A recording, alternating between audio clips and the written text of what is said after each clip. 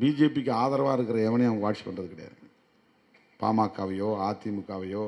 ஏன்னா அதிமுக ஒரு அண்டர்ஸ்டாண்டிங் இருக்குது, அதனால் அவங்களெலாம் போய் நெருக்கடி தர மாட்டாங்க. எங்கேயாவது அப்படி ரைடு நடந்து பார்த்து கேட்டிருக்கீங்களா? ஆனால் திமுகவுடைய தொடர்புடைய அவ்வளவு பேருடைய வீடுகளிலும் ரைடு நடக்குது. நான் தங்கியிருந்த வீட்டிலே ரைடு விட்டாங்க. எளிய மக்களின் கட்சி விடுதலை சிறுத்தைகள் கட்சி. ஒரு தொழிலதிபர் கூட இந்த கட்சியில் கிடையாது, பெரிய ஆள் கிடையாது.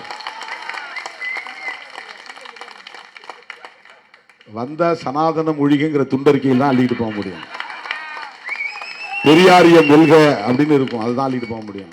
பேப்பர் தான் அள்ளிட்டு போகலாம்.